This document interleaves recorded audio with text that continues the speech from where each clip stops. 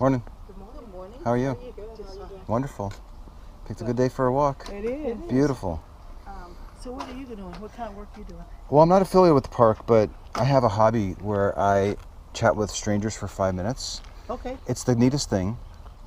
We pick a belief that has formed in your mind that you're sure is true.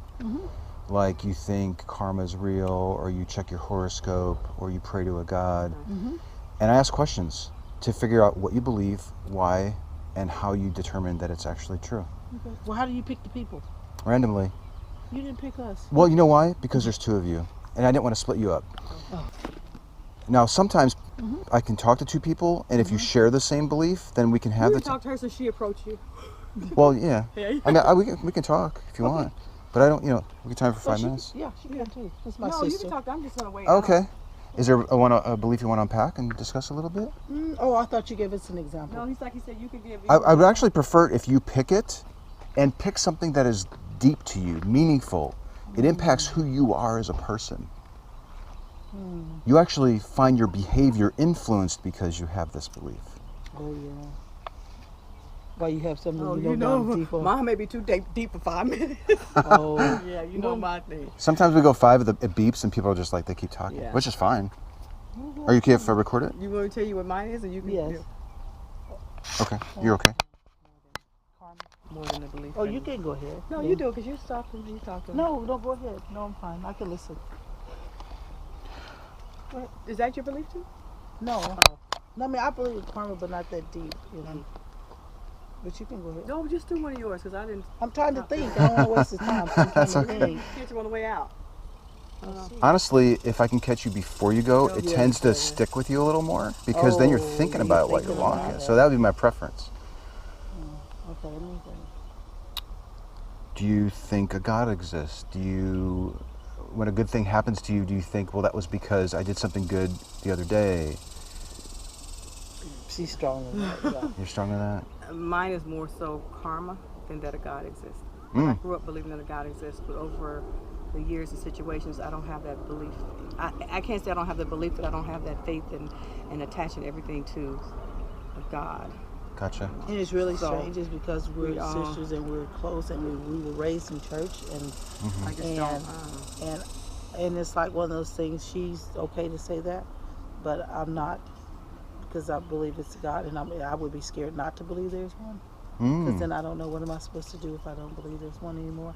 But I believe it doesn't have to be a God, but a higher power. But Everybody people place has, so much things on God. But I believe I was raised to believe in God, and things happen because of that. But if someone told me if you go to this tree every day and you pray, things are going to happen, and if those things happen, I'm going to think it's a belief of that tree. It's whatever you're taught. So I think when people place things on God, some things karma are going to happen regardless. I do believe that. I believe people. I know people that pray to God every day and feel they don't have any blessings and they're struggling. I know people that don't, and I just think it's the belief. It's the karma. You give it out, it's going to come back. When things go bad, people say you need to pray to God, and that's why God is trying to teach you a lesson, and this and that. But when it goes good, oh, God answered. But how do we know that? You don't really know that. That's my belief. You don't really know that. If there is a God, and I say, and I'm just going to be really honest, okay? I say, does the slave and the slave master serve the same God? How is that possible? One is depressed, one is disparity. If we serve the same God, how is that possible? How could the same God give privilege to some and not to others? So it's and I'm just like maybe 3 to 4 years into thinking things like this, deep. It seems like you put some thought into it. Yeah, I don't share it a lot with a lot of people. Yeah. I share it with my family. Can I ask you, ma'am? You mentioned that that fear is a component of why you believe. I think you said something to that effect. If that's not what you're saying, please correct me. Oh, no, because we were both raised to believe in God. Both our parents raised us to believe in God, and our mother we always went to church, and that was what sustained her. Was your mom? Mother. Was her belief in God, and that through all things, it's possible. Oh goodness, that only through that things are possible. And I sort of understand what she's saying. I do believe if you don't believe in God, you have to surrender yourself to something, because there has to be something greater than yourself. Why do you think that? Well, because if you're struggling with something and it's difficult for you to get beyond it, you have to be able to open yourself and surrender yourself out for help, whatever that is. Because if you believe that you're the greatest of everything, when you get into a situation and you're unable to get out, are you strong enough or weak enough to say, I need help? I need for someone to help me.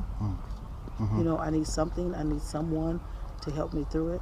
Now, in reference to belief in God, I will say I've had situations where I struggled with God, and I was very angry. I could not pray. I didn't pray for a year, and I couldn't tell anybody that because I felt embarrassed, and I felt like that's not right. You're supposed to.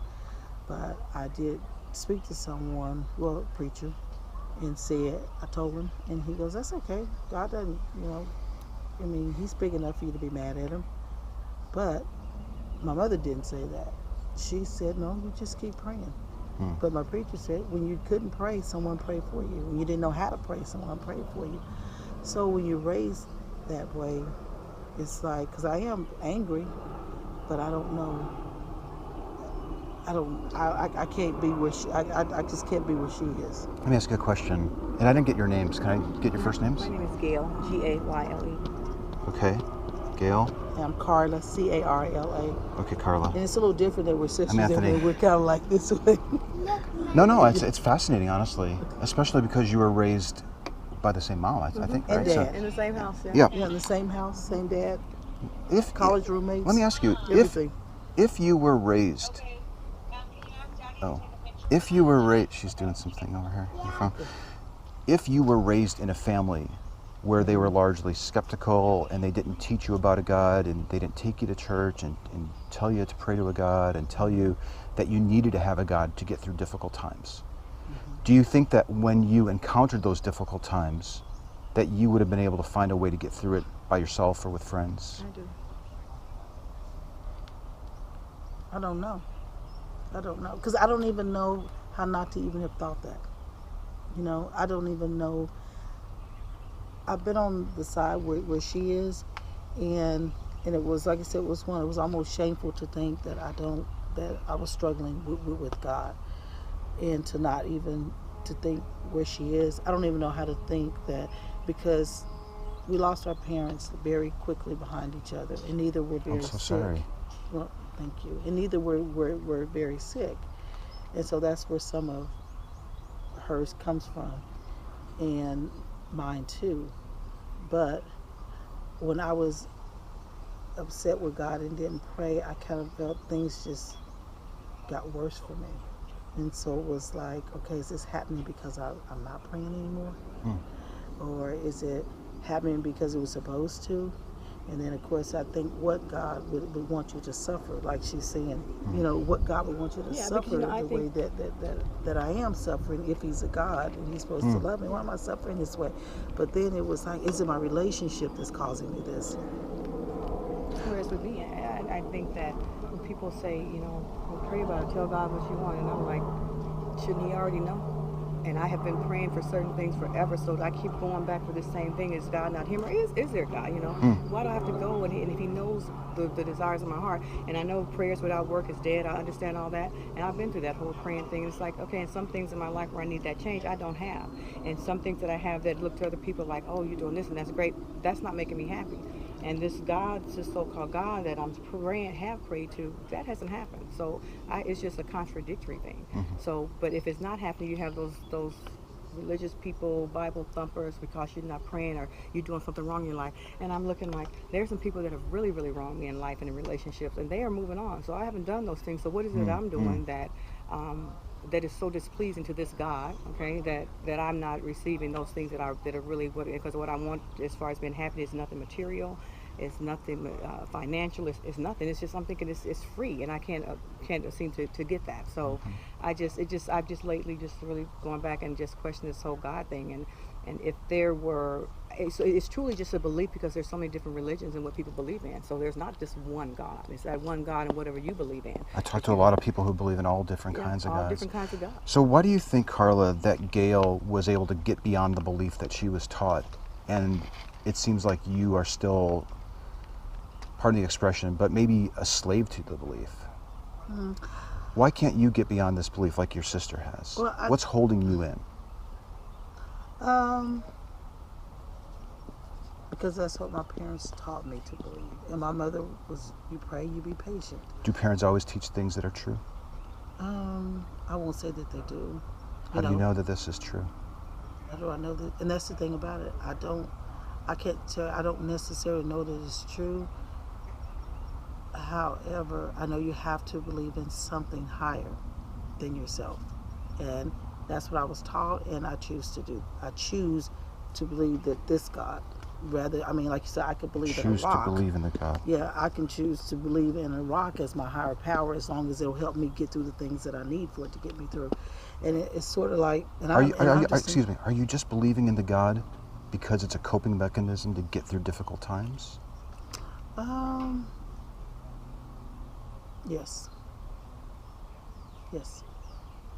And I can use the philosophy, like I have friends that have children that are doctors, and they're very, they're struggling with some of their children, because as their children, like 3 of them, as their children have progressed in their medical area, they've kind of gotten where she is, like, hey, is there a God, or is this me? You know, you're seeing people who don't believe in God's become successful and move on. Their children, and they've been really, really disappointed in them, 2 of them at least, because as they've raised their children in church, and the more successful they've gotten as doctors, they're going, it wasn't God in that room, that was me. So I'm the person who saved this person. So that's what I'm saying. I sort of understand where she is. It's like, I mean, was that God who did that, or was that me who saved that person? That was me. That wasn't God. Oldest, youngest? I'm the oldest. You're the oldest. Okay, that's interesting. I'm the oldest in my family too. Oh, really? Okay. Yeah. Well, I'm not the oldest. We have 2 other sisters. Okay. Yeah. And, okay. I don't know. You're the where oldest they of the 2. I think they probably believe in God. I think a lot of people we believe in it because of habit. We were taught to believe that. But as I grew older and I moved around, and I didn't immediately get connected with the church, I visited different churches, and I just the belief, and I'm just looking at it more from a, I just kind of pick it apart, and I'm really looking at this. It's like, how is there so much disparity and just so much, and you think about the Bible, and the Bible's supposed to save us. So in slave times, the Bible was not created by, it was created by the slave master to give to the slave. So why would the slave master give me a way to save myself? So this is just this whole thing. So if the book wasn't written by us, probably written for us, but it's given to us, and now we've taken it as our saving grace. But why? So that my main question, when I find someone who can answer that, do we serve the same God? If so, how is that possible? And that's a really like, how is that and possible? Those I probably need to ask a pastor that. Yeah. How? But I'm just saying, can that slave master in that house, big house, and I'm here changed to a pole? Do we serve the same God? How is it possible? That's just like, how is it possible that? Who is this person, this God that we both serve, that has decided that one is more superior than the other? And to this day, it's still like that. So no, I mean, unless we have a separate God, if there's a God for black people, God for white people, God for Hispanic people, it's just mind-boggling to me. So I don't just. No, and I completely understand what she's saying, and she and I've shared this. I understand what she's saying, but like you said, it's not out of habit that I believe in God. What it is out of upbringing and a little bit of fear. And it helps you cope through difficult times. And it helps me cope through difficult time. I hope it helps me, because that's all I've ever known. I mean, we've had struggles and we've had tough times, and the first thing that we've been taught, or our parents, or well, my mother always taught us was, and there's another point I want to make, was, well, you just pray about it. You know, you pray. It's like. Do you find that satisfactory? To pray about it? No, sometimes I don't. But she says you pray and you be patient.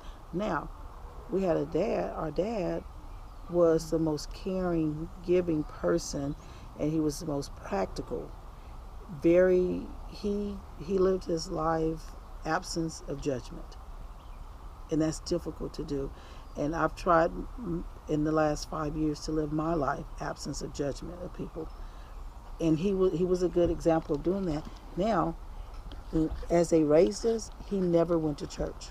He played golf on Saturdays, but he worked on Sundays, but he worked very, very hard. But this was a man who walked a Christian walk. He just didn't go to church. But maybe he didn't even know that's what it was called. I don't know if he knew that. Sounds like a humanist. Yes, he was a person that if you wanted to describe it, they said that a Christian does this: they're caring, they're giving, they're understanding, they're non-judgmental, and he would absolutely give you anything. And he was a saver, and it was like he saved money not just for himself but for other people who may need it. But we grew up probably 20 years. About 20 years. He didn't go to church. But He he didn't go to church, but Sunday. but he made sure we were there. But if you wanted to, in the Christian way, his walk with God was right there on target. But then they say, as they say in a marriage, if one person is going to church, that's enough to cover both. So my mother was always in church. Okay. She covered for him. But no, later in life, he started going to church. Yeah. Like within the last year, he started going to church. But then he started having some health issues, but not major health issues. And he wasn't sick. He wasn't ready to die. So he had that fear. It was probably like, start going to church, and I'm going to start doing these things, and I'm going to start praying, because this is not what I want to happen. It sounds like some of the reasons that you are believing because of fear. Can I ask you one more question, and then we can possibly wrap it up? Mm-hmm. And I don't want to insult you with this question at all, but I'm wondering if you possibly have a low self-esteem or a low self-worth. Mm-hmm.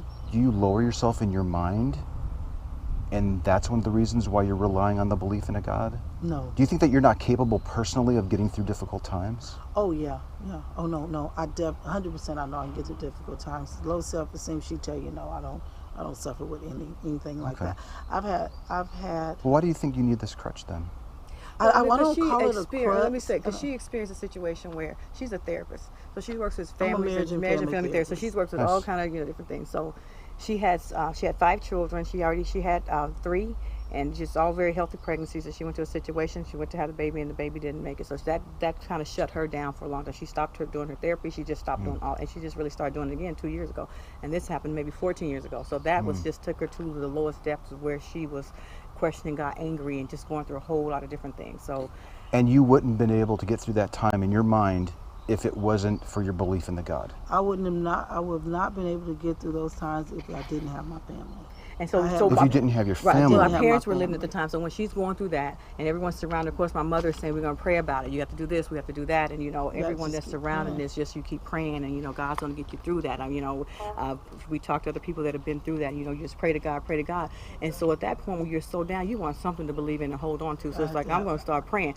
And maybe that got her up, because I think it's a mental thing. You start and things start changing. But maybe for me, I would just kind of keep on going, because right now, I don't pray. And people will say, and I pray for her. I come so close to when people say, pray for me, and it's like, I'll write cards that I used to say God bless, and I don't. It's just not in me to do that anymore. I just don't. It seems like you're both kind of in these stages of transition, in different paths. And like I tell her, interesting. I've been where you are. I've been there, and it's like I have been through. The biggest thing I feared was the biggest thing I lost. And I think that, and then my mother, of course, said, well, that's what God was trying to show you, is that you could make it through that. And I thought this was a mean way to show me. But the one thing she didn't like, when people would say, oh, God does everything for a reason. And that would get her angry. I don't understand. What is the reason that he would do that? And I still, to hear that still bothers me. Yeah, she's like, well, what is the reason? But she still believes in him. So, because she doesn't have that answer. What is the answer? Why did he allow that to happen? He hasn't answered that for her, but she still believes in him. So for me, I'm looking at it, you didn't answer that question. Because I'm afraid not to believe. I know. Because I think, what would he take from me if I don't, What else would he take if I don't, Is that where the fear comes in? Yeah. Do you think a God that you have to believe in because you're afraid of him is a God worth worshiping? Well, what they say is that God is a fearful God. Is he worth worshiping? Some of it, it's about 50-50 for me, Anthony. I was raised this way, my parents, and I had good parents, and I'm not saying that, if my parents were abusive, would I hang on to an abusive pattern of relationships because I was raised that way? No, I would not. But I was 50%, that was the way I was raised. My mother and father believed that way. My grandparents believed that way. And the other half is, I'm a little scared not to believe. Because what if I don't believe? What else do I hold on to believe in through tough times? I can lean on my family, and we can figure out how to do it. But I have to surrender myself to something. Something has to be greater than me. And my husband and I are raising 4 children the same way, to believe in God. You have to pray, you have to be thankful, because you alone don't accomplish the things that you have. And until I know another way, how does that hurt? Why do you think some people can get through difficult times and not have to believe in something greater than them? Like perhaps your sister here. Mm-hmm. How is she getting through it? Family. Is that an option for you? Oh yeah, like I said, I mean, the things that I've been through, if I did not have my family, no, I would have struggled greatly. Like I said, I didn't pray, didn't take my kids to church, I didn't do anything. Did it hurt them? No, but I think it hurt me, because that wasn't the way I was raised to do things, And of course, my mom, if she were here, she'd still say, you just need to keep praying. When she would just say... Well, she told me that after my father passed away. I told her I was really angry. God said, well, he can handle it. And I was kind of going in that direction anyway. Then when she passed away, then I was like, okay, now I can really go to what I believe. 18 months apart. They passed away. It'll be 3 years for her next month. And it was like, I can be released for this. I don't really believe in this anymore. I want to ask you one more question, Carla. Mm-hmm. If you weren't raised to believe in this God, mm-hmm. would you be fearing in the God now? With our society being so God prevalent, I would probably be curious. I don't know if I'd be fearful, I'd be curious. Like she's saying, I mean, I look at all the different gods that people worship, and some of them are very violent gods, and I don't understand it, so I would be curious. I would probably go on a journey to search. Like, there's a book that I read years ago, and I don't know if you've heard of the Celestine Prophecy. Did you read the book? No. It says that there's no such thing as happenstance. Things happen for a reason. And this book... Oh, is this... Okay. It's an old book. Is this... well, I think you said at the start that you weren't all tied into the whole karma thing. Right. Is this a karma thing? Right. Or? Well, yeah, it's based on that. And I started reading years ago, probably... I read so many books years ago when I was trying to find, is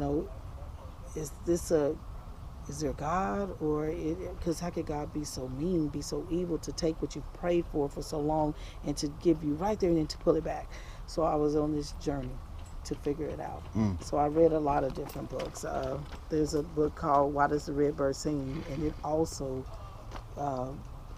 explores the possibility of, does God exist? Does he not exist? And why do things happen? But the Celestine Prophecy is a good book to read. It is. I might give it to you. It's It's like things don't have. There's no such thing as happenstance. There's a reason for everything that happens. But back to the God thing. Mm-hmm. Do you believe that the God exists because you have evidence and good justifications for it? Or are you holding on to the belief because you're afraid of what your life would be like without the belief? Yes, and it's not so, yeah. And then what would my life be like? Yeah, because I would well, have what to do you mean, go yes?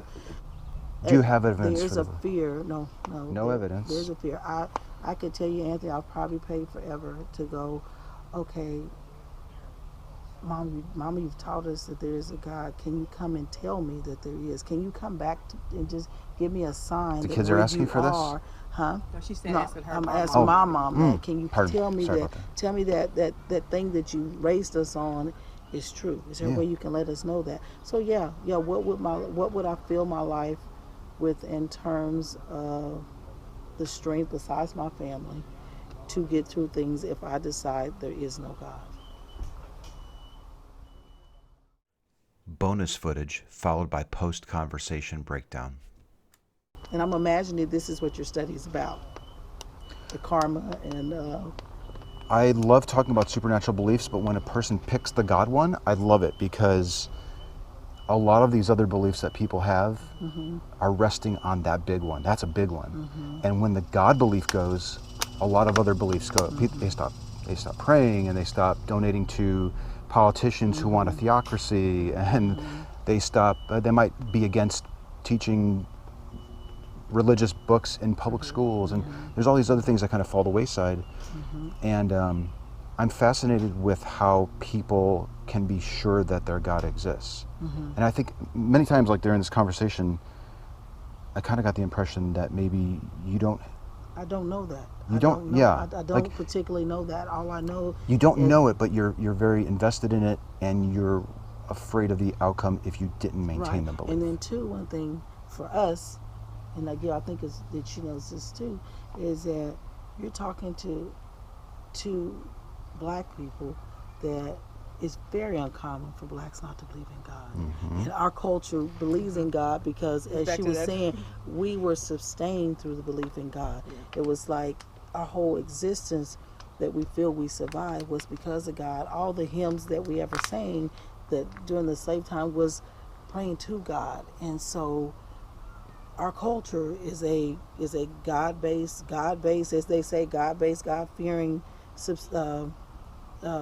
culture. I mean, that's just the way blacks are. So she would be in a very large minority to be in a group of blacks to say I don't believe in but God. I think that's changed a lot though now. I mean, I've even read where some pastors have stepped down because they start seeing the same But belief. I'm saying overall, There's actually though, something called, to just interrupt, there's something called the Clergy Project, where there are pastors who are literally at the pulpit preaching, but they no longer believe, and they're looking for a way out because they have very limited skills at that point. So there's organizations for that. And there is a growing atheist secular community, and while it's not entirely black, there are a few blacks in the group. And if you are looking for that community, No, and I'm not, and I won't say just truly atheist. And I keep a lot of this to myself. I just don't. It's just like I'm trying to figure this out. I stopped going to church after my parents passed away, and I have 2 daughters, and I thought, well, I know where I stand, but I don't want to make that decision for them. So we started going back to church. But in doing that, I've stopped again. It's just like this is just not. your lack of belief has come more into focus as you've seen your kids going back to church. Well, no, I wanted them her to lack make of their own focus decision. has come It's because just, of the things that have happened in her life. Yeah, it's just her lack of focus. Lack of belief, I meant. my Lack of belief is like, is because of just because of the things she's been through. So you think about if let's say Harriet Tubman Underground Railroad, say they didn't pray to God, but they got together and figured out a way, we're going to take this trail and go this way, and they got out anyway. What do we say? It's just everything. It's just a tribute to God. Something drives you. I You have did to have this, something and to I drive was just you. thanking God, and you got to pray to. And it's just like I'm overwhelmed. I'm just almost like we can't. I'm tired of hearing it. I don't want to hear it. I don't want to hear it. I just don't. I have a friend who's a Jehovah's Witness. She is so embedded in that. And here was a different God, but she believes everything that happens in her life is because of Jehovah. And I have some friends that everything, they won't take a step because of, I have to pray to God. If you're not, this is not happening because of God. So my struggle, for me, I have 2 children, and I've pretty much always raised them myself. And I'm able to raise them myself. I think I've been able to provide for them, but that doesn't make me happy. And so people say, but you should be glad you're able to take care. But I'd like to have a partner by my side. So I'm thinking with me being so independent, that has been something. Is this how God is punishing me? Because you can't have anybody walk by your side. I said, well, you know what? If the trade-off is that I'm able to take care of myself and my kids, okay. But sometimes that's not enough. So my sisters always say, one day, you'll meet somebody, and I'm just so, God's going to send the right person. Really? It's like, okay, I'm 50 years old. When is He going to send them? But that's just, part of it. It's just some things I think that potentially it would happen. I've had some things that happen without. I mean, I read Joel Osteen's book a few years ago, and I was just gung-ho about that. And some people say he's not really God, like he's just a motivational speaker. And my mother he's just motivational. And until she passed away, I realized he is just motivational. He's not really, but it's just the confidence and the courage and just whatever it keeps you going. That some things will, it could still, I believe, will still happen. I know people that do not pray to God who appear to be doing a whole lot. For instance, people say, well, if you have a boyfriend, you can't live. God is against that. You can't live together. I mean, that's why, because God, Oprah and Stedman have never been married. And she's doing great, so it's just all this disparity. So I'm just like, I'm tired of hearing it, So. That's great. That's a good example. Would you like some water before you do your walk? No, I got some cold water. I'm sorry, Can I? right here. Okay. Thank you. I've got cards. It's got my email on it. Thank you. Carla and Gayle. Okay, thank you. Yeah, thank you. I really enjoyed talking with you and getting your different views. And Your name is Anthony? yeah. Okay. And you only do one person. You didn't take one, so did you? I was. Oh, Yeah. Is that okay? Oh, it's No, fine. But I fine. thought you only did one person. So what are you going to do with your research? Yeah. One is a What do you one is a little easier because we can really focus on why you believe it and how you concluded that it's true and what would your life be like without the belief. And when there's another person, which was fine. This worked out great. Like the juxtaposition of both of your and we were views. Raised the same. I know. That's why it was so fascinating. It was pretty interesting. So you're going to put together this project, or are you going to present it at the end? I mean, what is your? I've been giving a couple talks. Okay. There's something we're doing. It's called street epistemology, where epistemology is the study of how people know the things that they know. And what we're finding is that just asking questions helps a person get a better sense of the belief that's in their mind. And they later go on and ask themselves, do I have a really good reason? Is fear a good reason to keep holding on to a belief? Is it holding me back? What would my life be better?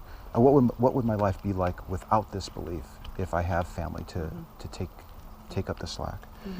So like she takes up my slack because my parents and all, so it's everything. So she knew long ago she couldn't help me from a therapeutic. She couldn't provide me therapy because she just couldn't, because it didn't work out. We're too close. Yeah. We're too close, and she just told me I cannot. So it's just more from a sister when I'm just whatever I'm going through. She's gonna. That's who I call. So where she says she's praying to this God, I don't pray to her, but that's who I lean on. I'm just calling you because this is what's going on right now, and I just need to talk to you. So I'm not. But we've always been that way. So. My little sister. Yeah. Yeah. Well, she's there for you. That's great. Yeah. Very special. Yeah. So now, and what do you do? Are you I'm a stay-at-home dad. Oh. My kids are away at summer camp, and I had a little time to come out today before I go back. What is your belief? I am probably more closer to you, where... Did you arrive there, or were you raised that way? I was raised in a believing family. Okay. And I was always kind of a skeptical kid. Like when I was in second grade, I told my parents that I thought God was made up like Santa, and they were like, "Whoa!" So they sat me down with a priest and a nun, and they talked for like 30 minutes, and I could tell that it was important to them. And they said, "Okay, Anthony, do you believe now?" And I said yes, but I knew that I just lied because I knew that it was important to them. So I was always skeptical. Yeah. That's a good point. And honestly, like I don't usually like to give my perspective on things because I want to remain neutral, but I think like the conversation's over. But my life is great without believing in any gods. I mean, we're very well off. We have beautiful, wonderful kids. When we have difficult times, we reach out to our friends, and it's good. Yeah. Because it can be confusing to children because we tell them you don't believe in Santa, he's not real. But I see these people dressed up as Santa, but you want me to believe in God, somebody I've never seen. Have more evidence for Santa, don't we? And the Easter Bunny. So, okay. All right. Well, we're almost going to have to go back to the car. Right. It's like time. Walk time's over. No, thank you. We enjoyed it so much. Good. Wonderful. Thank you so much. Good day. Yeah, you too. Thank you. Okay. Bye-bye. Bye, ladies.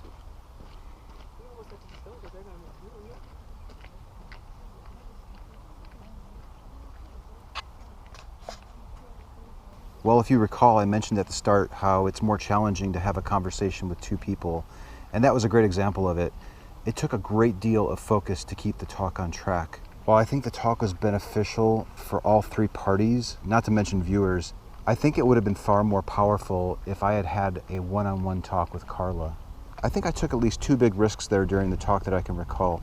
Asking Carla if she might have a low self-worth and therefore needing a God to cope with life's hardships, and the potentially inflammatory question about Carla possibly being a slave to her belief, because it sounded like oppressive fear and not evidence was keeping her from discarding her God belief.